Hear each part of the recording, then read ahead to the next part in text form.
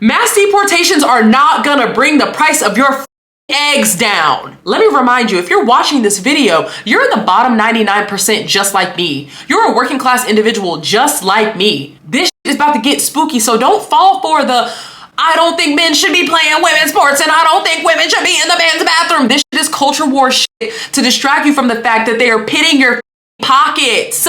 We must remember that there is precedent for the times we're living in, not 100%, but to a large degree.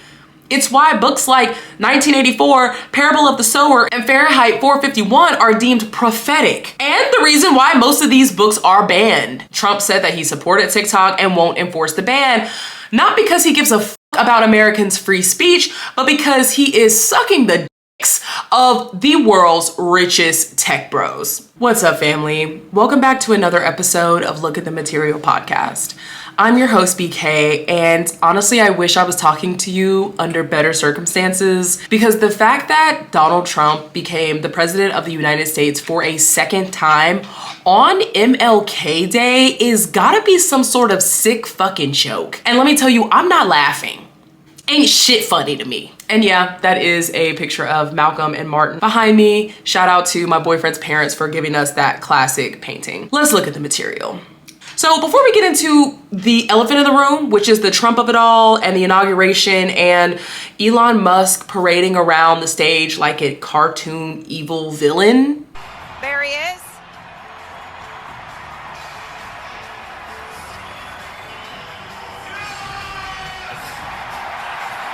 And saluting the crowd in a interesting way.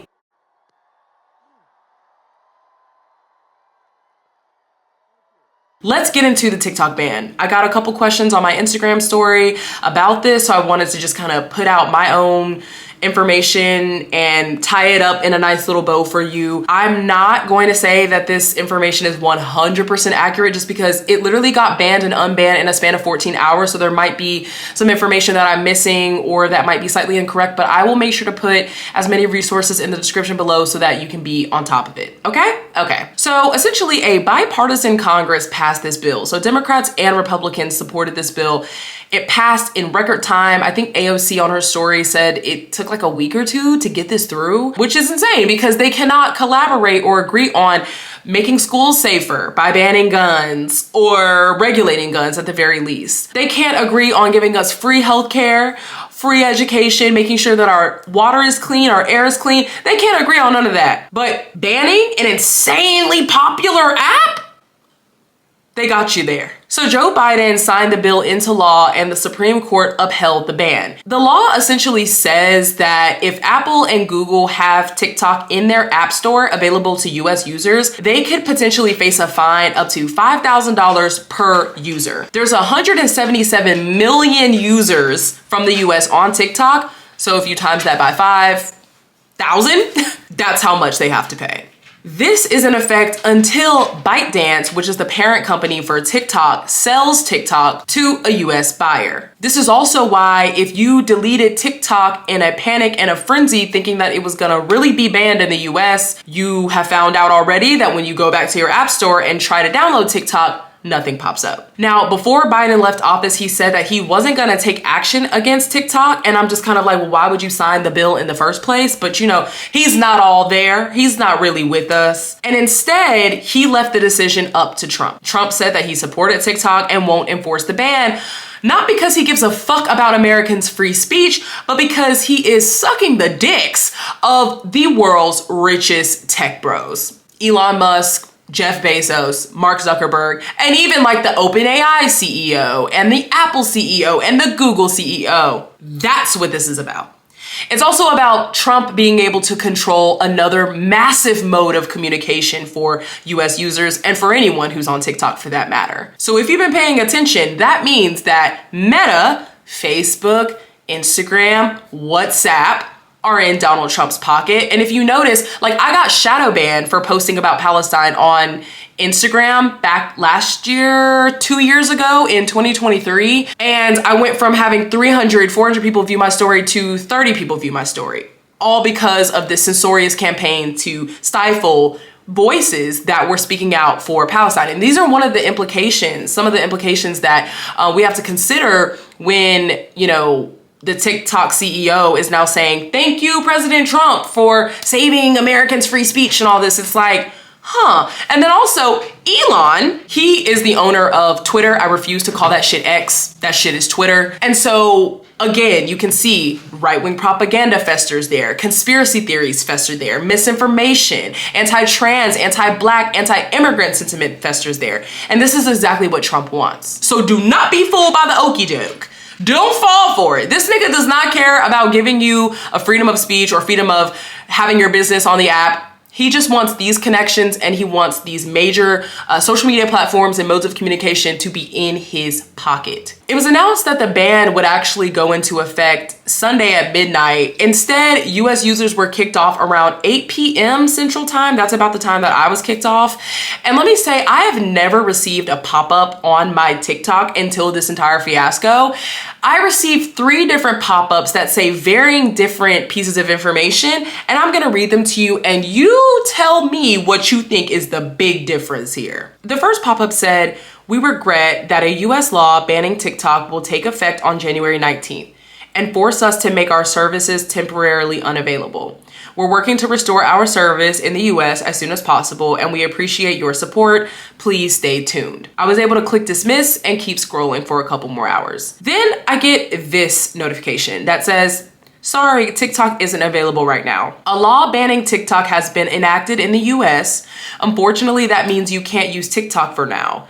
We are fortunate that President Trump, who was a private citizen at the time, had not been sworn in at the time, has indicated that he will work with us on a solution to reinstate TikTok once he takes office. Please stay tuned, exclamation mark. And then 14 hours later, after TikTok went dark for US users and the entire internet was in a frenzy, I log back into TikTok and I see this message that says, welcome back. Thanks for your patience and support. As a result of President Trump's efforts, TikTok is back in the US. Yay. You can continue to create, share, and discover all the things you love on TikTok. This is straight up propaganda for Trump, but it's worse. Biden and the Democrats offered this W to Trump, this PRW to Trump on a golden platter. If TikTok is insanely popular with 177 million US users and 7 million small businesses, why pursue a ban? Why sign a ban? Why give your political adversary and the GOP an opportunity to deliver a valuable service to Americans, whether it's creators, small business owners, or people getting entertainment from the app? Why attach yourself to an unpopular bill and then say, I'm gonna leave it up to Trump to decide what he's gonna do with it, giving Trump and his MAGA crew a slam dunk in PR. And so if you don't really pay close attention, if your media literacy is not that high, if you don't know that Trump tried to ban TikTok in 2020, you read that message and you say, oh, okay, I have a valuable service on my phone, whether I make money from it or just get entertainment from it, thanks to Donald Trump. And who signed the ban in the first place? Biden? Damn, fuck the Democrats. They wanted to censor Americans. They wanted to cut the water off for millions of Americans. It is true, as I mentioned, that Trump tried to ban TikTok in 2020 via executive order, but because Biden signed the bill and TikTok sent the message to over 170 million users thanking Trump for essentially saving it, no one cares. The party has likely lost the trust of at least 2 generations between Gaza and TikTok. The government, in collaboration with big tech, just showed that they could censor Americans for a stunt. Millions of jobs and businesses in questions, First Amendment trampled all over, just to make it seem like Trump is the savior of free speech and creative expression and small business. Just like that. This ban is not about data or national security. It's about control and authoritarianism. Trump now has the 3 richest people in the world in his pocket, and all the telecommunication channels, Facebook, Instagram, WhatsApp, Twitter, Amazon, and now TikTok are all in his pocket. The TikTok algorithm was very cool because it was more balanced between left-wing content and right-wing content that you see. This may change now that there's obviously some sort of private deal that the CEO of TikTok and Mark Zuckerberg or Trump or all three of them, or who knows, are now in cahoots. And if you think about Twitter and Reddit and Instagram and that godforsaken place known as Facebook, you'll notice that there's more right-wing content on there. There's more conspiratorial content that's pushed on there, way more propaganda, misinformation, disinformation. And actually, Mark Zuckerberg sat in front of Congress and told them, I think that our users are smart enough to understand what's AI and what's not, what's information and what's misinformation, leaving it up to the average user to decide what's true and what's not. We're living in a time where perception is reality more than ever. And if you think about things like your granny falling for the AI version of Justin Bieber singing about baby oil, that's a great example of the fact that everybody has their own facts. Everybody has their own sources, their own facts, their own set of truths. And we have to be more aware of this when communicating with folks these days. You can't just assume that somebody's read exactly what you read or saw exactly what you saw, or they're just so dumb for not knowing certain things. The truth and having a shared reality with your fellow man is becoming less and less of the case these days. And Trump is already taking advantage of that. Do not fall for it. And this is why I had such beef with the Democratic Party, because the Biden administration actually did quite a few great things, particularly with the FTC and Lena Khan, with unions and the NLRB, but none of that was publicized. Like, the communications channels were like, okay, why am I not hearing about the wins that, you know, the reason that you can cancel your subscription more easily now is because of Lena Khan, or just like things, little wins that the Democrats were able to secure. There was just more focus on Trump and who Trump is and how he's so evil and all this stuff, which is fair, but not enough publicity about all the things that they were going to do for Americans and had done for Americans. Comms and PR is how you win the game in this field of politics. And if the average person can't off the top of their head let you know what you stand for and what you're gonna do, you're in deep shit. Because people straight up thought, okay, well, Trump said he's gonna bring the prices of my groceries down by doing mass deportations. Now, both of those things are problematic, and bringing the price of groceries down is false.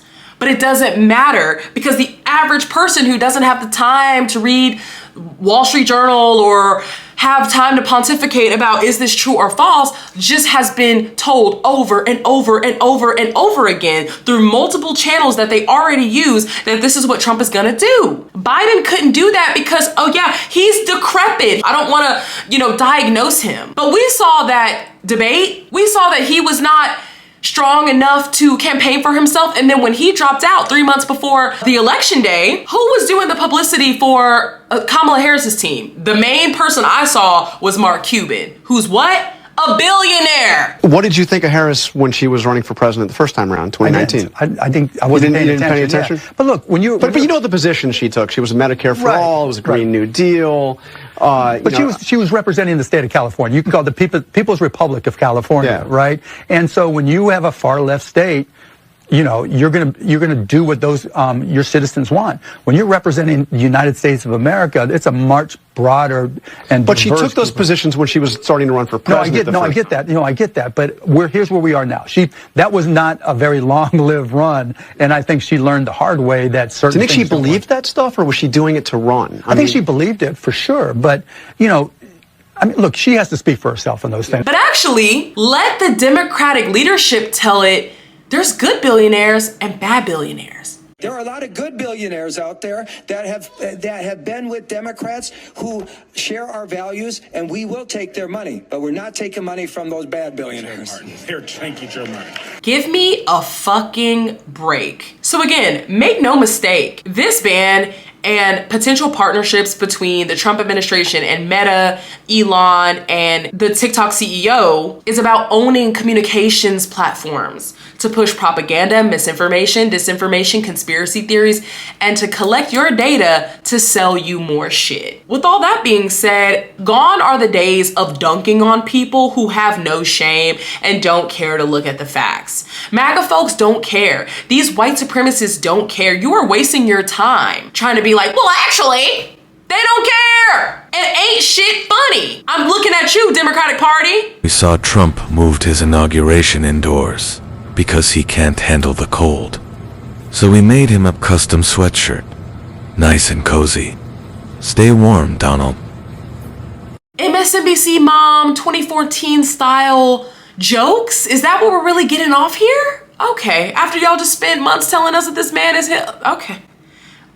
Okay. American politics is a stunt game. It's a PR game. And the Democratic Party seems woefully shitty at that and are severely underperforming in that area. So bad that people are already literally thanking Donald J. Trump for bringing back TikTok and securing a ceasefire deal that brought the hostages home.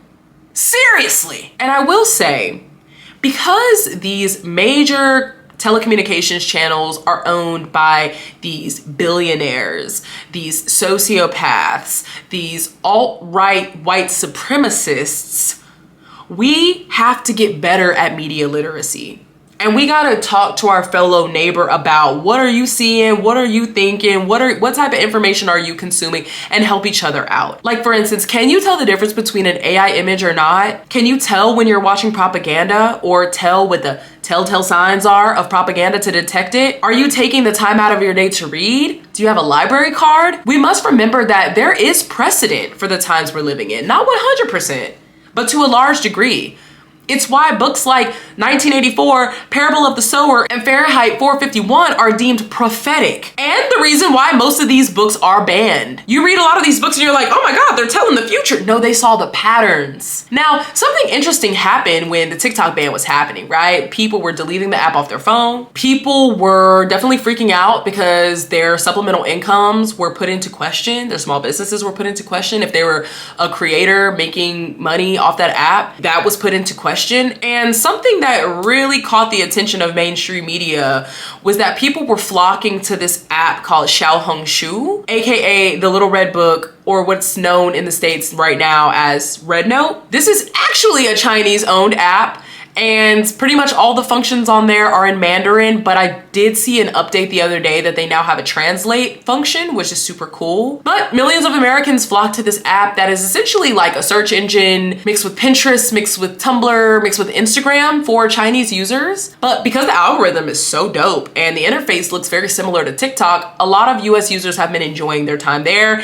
And actually, I am on RedNote too. I really love the app, and now that my feed has been tweaked a little bit and I know that the TikTok CEO is in bed with Trump and I'm gonna get more of the same like I get on Instagram and Twitter from TikTok, I'm probably gonna be using RedNote more. And this is important to note as a little sidebar because it just goes to show where Americans are in terms of like how they feel about their data. We know that there have been data breaches like with Cambridge Analytica and Meta. Remember whenever like all of our data was breached and it was just sold to a political think tank? Or after the Patriot Act, Americans signing off on the fact that like, yeah, we'll allow the US government to essentially spy on us in exchange for catching the bad guys. Our privacy is not really a concept here in the States. And this is why we need better data protections and we need policies that do protect Americans' privacy, because they just willingly gave their data to the actual Chinese government. Because we know that US companies spy on us and buy and sell our data.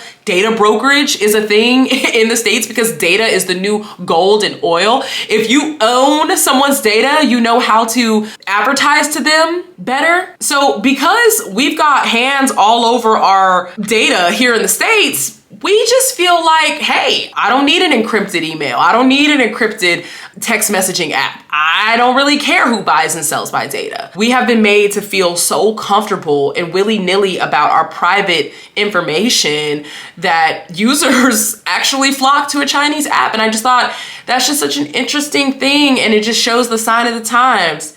It really shows the sign of the times. And the fact that US users feel more comfortable with the Chinese government having their data over the US government. Because why would they trust them? And I say the US government because the partnership between the US government, State Department, and Facebook, Instagram, Twitter, it's an open secret at this point. We know that you're kissing cousins. Now, if you have any more questions or comments on the TikTok ban, definitely leave your thoughts in the comments below. I'm definitely interested to hear, did you delete TikTok off your app store? Are you back on there? Are you deleting it forever? I'm interested to hear what you think. Are you on RedNote? If so, follow me at Look at the Material. Let me know your thoughts below. Now, the inauguration was held earlier today in the United States Capitol Rotunda. It's usually held outside, but because of low temperatures, they had to move it into the rotunda. I personally think this is another stunt to represent that the public is not welcome in this administration. This also could be because there was 2 assassination attempts on Donald Trump's life, but something more spooky and dark and eerie is going on here. We have to understand, like I said in my Is Beyonce American Propaganda video, make sure you go watch that, symbols mean things. This is a very clear signal that the public is not welcomed in this administration. And it shows that everybody on these stages, everybody in this room, all this power and this wealth consolidated here is going to be insulated here. The people in this room have more say than the American public and have the final say over very important things that impact everyday people's lives. The world's 3 richest people were seated: Elon Musk, Jeff Bezos, and Mark Zuckerberg. According to Time, they had a prominent spot at the ceremony. Shoshu, the CEO of TikTok, was in attendance and was actually sitting next to Tulsi Gabbard. Other big tech executives were there. Sam Altman, the CEO of OpenAI, Pichai, the CEO of Google, Tim Cook, the CEO of Apple, Dara, the CEO of Uber. So I'm sure there was a bunch of hoopla and a bunch of ridiculousness at this inauguration. In the meaning of that old Negro spiritual, free at last, free at last. Thank you, God Almighty.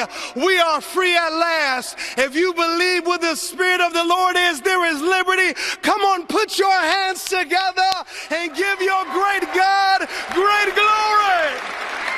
I'm not gonna get into all that. What I'm here to say to you as BK, host of Look at the Material podcast, is that things will get worse. And so you need to grieve that. You need to feel your feels. Niggas didn't grieve COVID and now people are like vehemently against public health and safety. Like coughing, like have a visceral reaction to mask wearing because they didn't hold space for how they felt at the time, how scared they felt at the time during the lockdowns. You can't just disassociate this entire administration. I'm not gonna tell you what to do, but I'm just saying, like, the knee-jerk reaction is going to be to turn away and to turn a blind eye. But I'm here to tell you, like, you need to know what these motherfuckers are doing. And that goes for the local level, the state level, and the federal level. You cannot just bury your heads in the sand and pretend that this is not reality. And that doesn't mean you have to face the harsh reality all at once. It just means don't turn away. It means stick together, don't turn on each other. Authoritarian fascist regimes love to divide the working class people. Let me remind you, if you're watching this video, you're in the bottom 99% just like me. You're a working class individual just like me. And you have to be in that position for the top 1%, for niggas like Elon and Mark and Jeff and whoever else is at the top of that 1% can live and stay in the 1%. Wealth inequality is gonna get bad. Books will continue to be banned.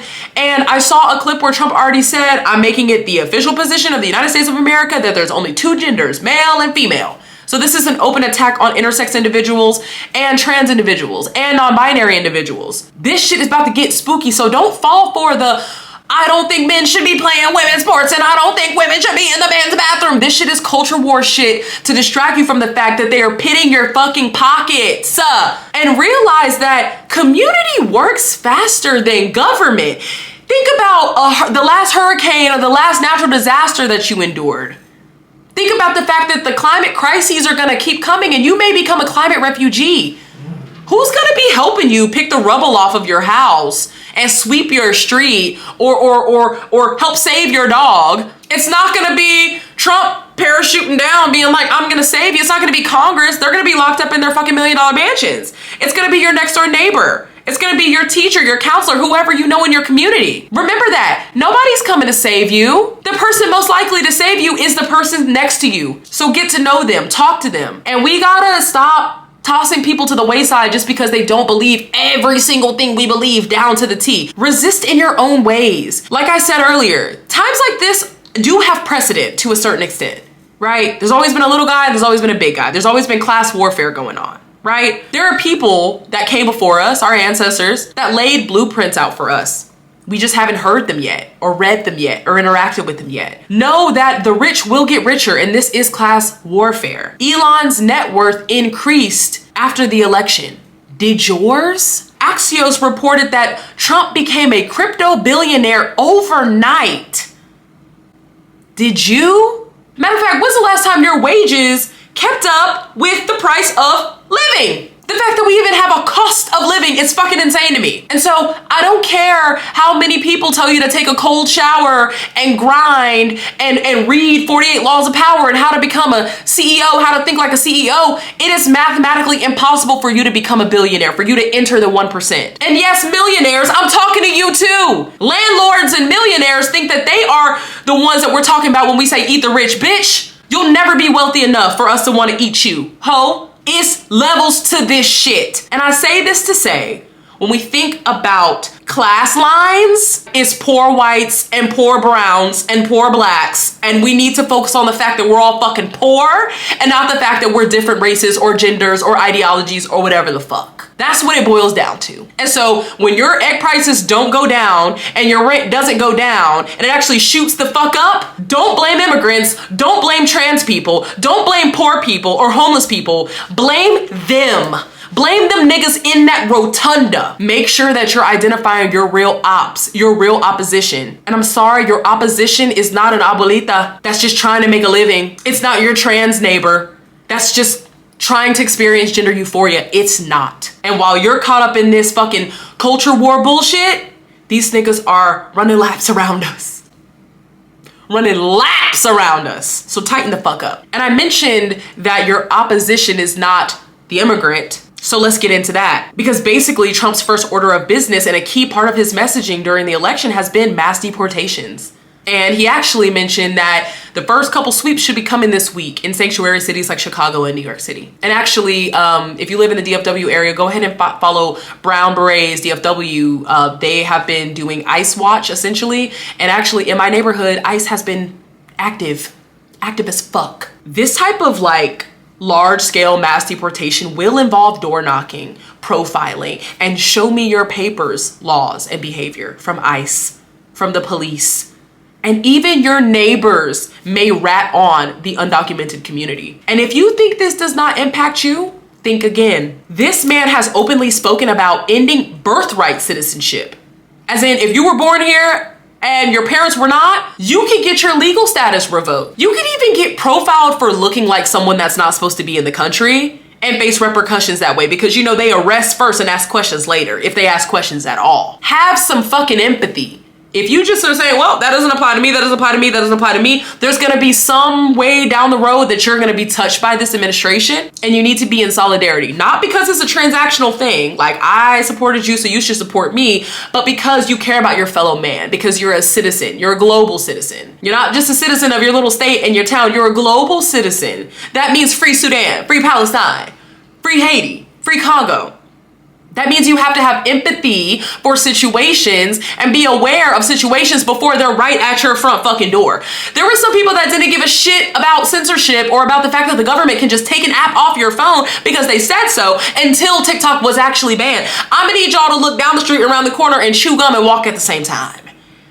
Because your life depends on it. Your life actually depends on it. And if you read The Diary of Anne Frank in school, you know that there were neighbors that were hiding, their Jewish neighbors, and putting their lives on the line and jobs on the line to protect. That's the type of stuff we have to do. And remember this, if they don't come for me today, they're coming for you. And if they're not coming for you today, they will be tomorrow. So like I said, tighten up. And this is for the niggas. Black people, come to the front of the class. Come to the front of the class because I'm seeing way too much of this. Come to the front of the class. We have no business being anti-immigrant. They use that same rhetoric on us. Matter of fact, what does it sound like for someone to be hunted, chased, and forced to show their papers? And if you know your history, you know that they used to do this to us. The police used to literally be slave catchers, and they're just kicking the pail down to undocumented immigrants.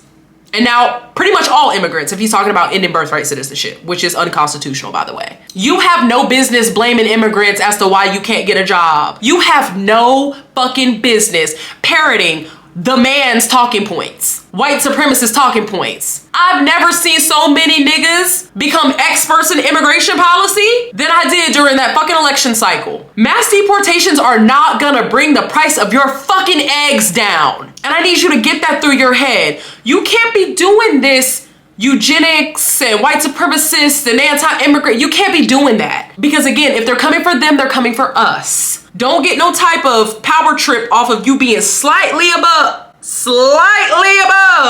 your undocumented brothers and sisters and siblings. Do not get the game fucked up. Mayor Coon, on behalf of Dr. Umar Ifatunde Oguntade and the International Movement for the Independence and Protection of African People, you have hereby been excommunicated from the African race, and we have rebirthed you into the European power structure. And on a more empathetic note, for minorities that support Trump, I pray that you grieve the fact, here's that grief thing again, that you will never be a straight white rich man in this fucking country. And it doesn't matter how much you grind. It doesn't matter how much of a landlord you are. It doesn't matter.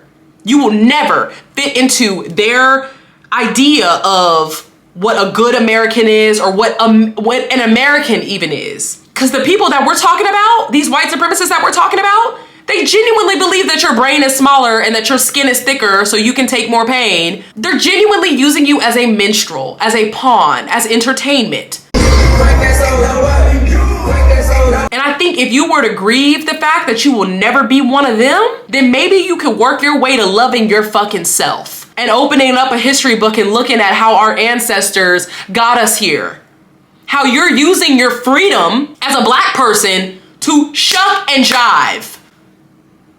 Tighten the fuck up. Immigrants, documented or not, offer so much to our communities and our economy. Again, this is class warfare. Americans, we need not fall for the okie doke. Immigrants are not stealing your jobs. Some of these jobs, like with the H-1B visa situation, are being given away to immigrants because they're easily exploited. If you don't know what an H-1B visa is, you might have heard Elon Musk and Vivek Ramaswamy going back and forth with the MAGA flank, like Charlie Kirk and them, the other white supremacists, Turning Point USA niggas, because the white supremacists were like, we don't want more immigration in this country. Trump promised us mass deportations and to close the border. And then Elon, Vivek, and the other tech niggas are like, we want to source high-skilled labor from these other countries. We don't want to hire homegrown Americans. And they say it's because we have a culture issue, because we praise the jocks more than we praise the nerds, and whatever the case may be. But it's really because if your legal status in this country is tied to your employment, you're likely to do whatever the fuck your boss wants you to do so you can stay here and send money home. If you get a homegrown person in there, an American in there that has that blue passport, has that social security card here, has that legal status here, they're gonna wanna unionize. They're gonna wanna ask for higher wages. They're gonna want labor protections. You know, you don't have to worry about that if all of your labor is coming from another country that's dependent on you to stay here. That is why some of these high-paying tech jobs are not going to American-born citizens. Not because we're stupid or because it's a culture issue. It's one, because we don't invest in the education system here.